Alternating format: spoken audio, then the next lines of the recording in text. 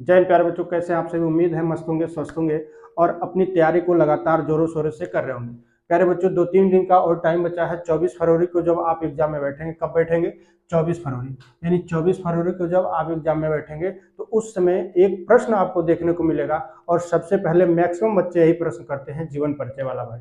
ठीक है, हम आपको ये पेपर दिखा रहे हैं। पेपर में 6वां प्रश्न क्या दिख रहा है कि जीवन परिचय बताइए 3 लेखकों में से किसी एक का। ठीक है, हमने जीवन परिचय लिखा जयशंकर प्रसाद का। और जयशंकर प्रसाद का जीवन परिचय हम लोग कैसे लिखेंगे, क्या क्या उसमें लिखना इंपॉर्टेंट होता है, जो एग्जामिनर सबसे पहले उसको देख के नंबर दे देता है। ठीक है, तो 2-3 चीज हम लोग इसमें समझेंगे और उसको कैसे सजाते हैं, कैसे लिखते हैं कि एग्जाम में नंबर ना कटे। ठीक है, कॉपी चेक करते समय एग्जामिनर को का अट्रैक्शन उस हमारे कॉपी के उस हेडिंग पे जाए जहां पे हमको नंबर मिलना है अच्छा खासा। ठीक है, तो चलिए हम लोग सीधे चलते हैं प्रश्न संख्या 6 का उत्तर। हम लोग आपको यहाँ पेपर दिखाए भी है। चलिए, तो जयशंकर प्रसाद, सबसे पहले तो हम लोग हेडिंग बनाएंगे जयशंकर प्रसाद। और एक साइड में हम लोग क्या क्या लिखते हैं, एक साइड में नाम लिखते हैं। ठीक है, पिता का नाम लिखते हैं, जन्म स्थान और काल, भाषा, शैली, प्रमुख रचनाएं। इतना चीज आप लोग एक जगह कहीं किनारे, जैसे हम यहाँ लिखे उसी पेज पे किनारे लिख लीजिएगा। ठीक है, उसका नाम देखिए जयशंकर प्रसाद, पिता का नाम है बाबू देवी प्रसाद, जन्म स्थान काशी उत्तर प्रदेश में हुआ था, काल इनका 1890 से 1937 है। ठीक है, भाषा इनकी संस्कृत और खड़ी बोली की प्रधानता थी। ठीक है, यहाँ पे शैली जो है वर्णात्मक भावात्मक। ठीक, यहाँ पे प्रमुख रचनाएं जो हैं चंद्रगुप्त, अजातशत्रु, इंद्रजाल और कंकाल। इतना चीज आप एक साइड में जब लिख लेंगे तो एग्जामिनर का सबसे पहले, ठीक है, सबसे पहले जो है, सबसे पहले नजर जो जाता है इसी पे भाई जाता है। ठीक है, सबसे पहले नजर इसी पे जाता है और इतना ही से एग्जामिनर ये पता लगा लेता है कि बच्चा क्या चीज लिखा है अंदर।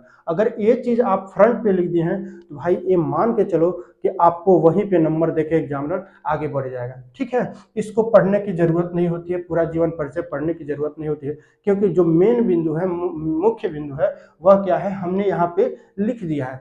बस इसी चीज को आपको लिखने की जरूरत होती है। ठीक है, और इसमें उनकी कहानी के रूप में सजा के लिख देना होता है। ठीक, तो यह चीज जब लिख देंगे तो एग्जामिनर को लगेगा कि भाई सब कुछ बच्चे को पता है। ठीक, यहाँ देखिए, उसके बाद हम लोग हेडिंग डालते हैं क्या, जीवन परिचय। और जीवन परिचय में क्या लिखते हैं, जीवन परिचय में इनकी पूरी कहानी को लिखते हैं। जैसे हिंदी साहित्य के महान कवि और नाटककार, कहानीकार एवं निबंधकार श्री जयशंकर प्रसाद जी का जन्म कब हुआ था, यह चीज आपको याद होना चाहिए, 1889 में। ठीक है, यह जन्म कब हुआ था, 1889 में। अगर हो सके तो भाई यहीं पे जन्म और क्या मृत्यु दोनों वहीं यहीं पे लिख दीजिएगा। ठीक है, तो सन 1889 में काशी के प्रसिद्ध सुंगनी साहू परिवार में हुआ था। ठीक है, काशी के प्रसिद्ध सुंगनी साहू परिवार में हुआ था। और कब हुआ था, 1889 ईस्वी में। दो चीज इसमें मेन है। उसके बाद इनके पिता कौन, देवी प्रसाद। इनके पिता कौन थे, देवी प्रसाद थे। बस ये चीज याद रखना है कि देवी प्रसाद काशी के प्रसिद्ध और धनाढ्य व्यक्ति थे।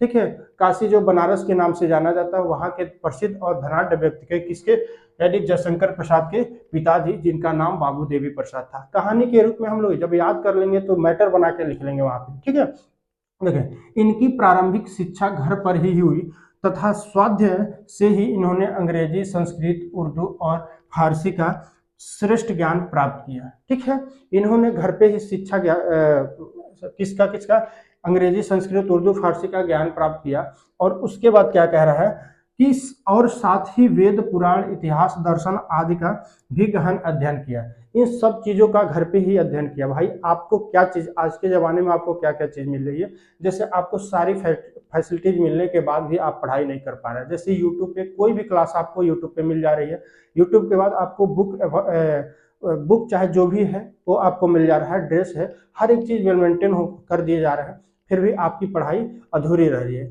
भाई सोच लो उस समय क्या घर पे ही रह के इन्होंने इतनी पढ़ाई, इतनी मेहनत कर ली थी। इनको इनको क्या है, विषम परिस्थितियों से जीवन भर संघर्ष करना पड़ा था।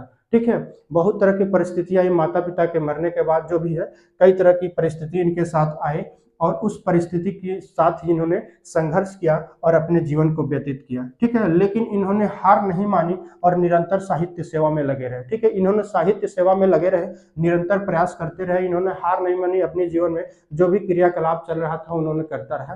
ठीक है, किसी भी तरह की विषम परिस्थितियों में। ठीक, क्रमशः प्रसाद जी का शरीर क्या है, चिंताओं से जर्जर हो गया और अंततः यह क्षय रोग से ग्रस्त हो गए। ठीक है भाई, इतना मेंटली प्रेशर, इतना सब कुछ करने के बाद इनका जो शरीर है क्या क्षय रोग से ग्रसित हो गया था। तो इनकी मृत्यु कब हुई, सबसे इंपॉर्टेंट भाई यह हो जाती है 14 नवंबर सन 1937, यानी 48 वर्ष की आयु में इनकी क्या हो जाती है, निधन हो जाती है, यानी इनकी मृत्यु हो जाती है। ठीक है, यहाँ तक पूरा हम लोग जीवन परिचय लिख लिए, बस इतना ही। बहुत सारी चीजें किताब में कई तरह से दिए रहते हैं, ऐसा कुछ नहीं, बस थोड़ी थोड़ी बातें, यही जो दिख रहा है यह इतना लिख देंगे तो जीवन परिचय भाई। इसके बाद देखिए आप लोग यहाँ कृतियां लिख देंगे, साहित्य में स्थान इनका लिख देंगे, जो भी चीज है। तो कृतियां आप लोग याद कर लीजिएगा, नाटक में जैसे लिख दीजिएगा ऐसे कृतियां लिखिएगा, उसका नाटक हेडिंग बना दीजिए। नाटक में स्कंदगुप्त और अजातशत्रु लिखिएगा, कहानी संग्रह में छाया प्रतिध्वनि लिखिएगा, उपन्यास में कंकाल और तितली लिखिएगा। देखिए भाई, इस सब चीजों को लिखने के बाद आप सबसे पहले क्या करते हैं, ऊपर जो है, ऊपर यहाँ पे रोल नंबर लिखते हैं। ठीक है, लिखना भी चाहिए, रोल नंबर लिख देना चाहिए हर एक पेज पे। आपको लिखने का तरीका, सजाने का तरीका यहाँ बता रहे हैं, लगभग भाई सब लोग पढ़ रहे होंगे किताब से, लेकिन हमने ये बताया कि शॉर्ट में लिखने से नंबर बहुत अच्छे से मिलता है भाई। देखिए यहाँ पे हम लोग सारा चीज दर्शा दिए थे, तो इसलिए यह दिक्कत नहीं होगा एग्जामिनर को पढ़ने में। ये पूरा भाई कहानी वह नहीं पढ़ने जाएगा, जो एग्जामिनर कॉपी चेक करेगा वो पूरा कहानी नहीं पढ़ेगा भाई, यह बस आपका मेन बिंदु होगा वही पढ़ेगा और आपको नंबर दे देगा। ठीक है, आप समझ रहे हैं कि नहीं। उसके बाद देखिए क्या होता है, इधर देखिए कॉपी, ये मान लीजिए मेरा कॉपी है। ठीक है, कॉपी है, एक साइड से यहाँ पे या तो कॉपी को फोल्ड कर लेंगे, या क्या करेंगे, यहाँ पे स्केल के माध्यम से किसी एक साइड में आप एक लाइन को बना लेंगे। ठीक है, उसके बाद ही आप लिखना शुरू करेंगे। यहाँ देखिए दो तीन चीजें इसमें देखनी होती है क्या, यहाँ हम लोग लिख दिए जब जीवन परिचय, तो जीवन परिचय लिखने के बाद क्या होता है, हम लोग यहाँ से स्टार्ट करते हैं लिखना। ठीक है, यहाँ से स्टार्ट किया लिखना, लेकिन बहुत बच्चे क्या होते हैं यहाँ से यहाँ तक गए और उसके जस्ट बाद यहाँ से शुरू कर देते हैं। ठीक है, यहाँ से, तो यहाँ से न शुरू करके जहाँ से हम लोग पहले लाइन लिखे थे वहीं से दूसरी लाइन लिखेंगे, और जब दूसरी लाइन खत्म हो जाता है तब इस पैरा को यहाँ से लिखना शुरू करेंगे। फिर जहाँ खत्म हुआ उसके बाद नए पैराग्राफ इसी तरह से हम लिखना होता है। ठीक है, तो आपको लिखने पे भी विशेष फोकस करना पड़ेगा, और राइटिंग पे भाई देखो, राइटिंग सबसे इंपॉर्टेंट हो जाता है क्लास 10-12 की एग्जाम में। ठीक है, राइटिंग जितना ही बेस्ट रहेगा भाई उतना ही अच्छा नंबर मिलेगा, क्योंकि हम लोग बस इतना अगर सही लिखें, इसमें कुछ भी लिख दिए, थोड़ा बहुत अपने दिमाग से सोच के कुछ भी लिख दिए तो एग्जामिनर नंबर देगा भाई। लेकिन यह चीज है कि आप सुंदर लिखेगा, साफ सुथरा लिखेगा, बहुत कट पीट नहीं होना चाहिए कॉपी। बहुत बच्चे क्या करते हैं, ज्यादा कट पीट करके और कॉपी को खराब कर देते हैं, ऐसा देखने में भी बुरा लगता है, तो इसलिए नंबर कटते जाते हैं। और हिंदी सबसे वो सब्जेक्ट है भाई कि सबसे ज्यादा नंबर कटने वाला सब्जेक्ट है। आप 100 नंबर करके आए भाई, खुश हो गए, मैं 100 नंबर का प्रश्न करके आए और आप घर आए तो 70-65 नंबर मिले। क्यों? क्योंकि आपने कुछ ऐसी गलतियां की थी, जैसे आप सुंदर नहीं लिखे, आप क्या है मात्राओं पे ध्यान नहीं दिया, आप कॉमा पे ध्यान नहीं दिए, हर एक चीज पे इस पे ध्यान देना होता है, तब जाके आपको, जैसे मैं लिखे तो में बूंदे नहीं लगाए, तो इस तरह की कई दिक्कतें होती हैं जो आपको नहीं पता चलता, आप अभी छोटे क्लास में। यह सारी बातों पे क्या हो रहा है, ध्यान दिया जाता है। ठीक है, तो चलिए हम इसी तरह का आपको क्लास देते रहेंगे, आप रेगुलर लीजिए। हिंदी का जब तक पेपर होगा, सारे जैसे रस छंद अलंकार हो गया, चाहे जीवन परिचय हो गया, चाहे तत्पुरुष असम होगा, जहां से भी प्रश्न बनते हैं भाई हम आपको क्लास, रेगुलर क्लास में देते रहेंगे। तो ठीक है, चलिए उन बच्चों तक इस वीडियो को शेयर करिएगा जो लोग क्लास 10th में 24 तारीख को एग्जाम में बैठने वाले हैं भाई, वो बच्चों को इस वीडियो को शेयर करिएगा कि लिखने का तरीका क्या होता है। कम से कम इस वीडियो से इतना तो पता चलेगा कि लिखते कैसे हैं। ठीक है, तो चलिए फिर मिलते हैं नेक्स्ट क्लास में, तब तक के लिए धन्यवाद।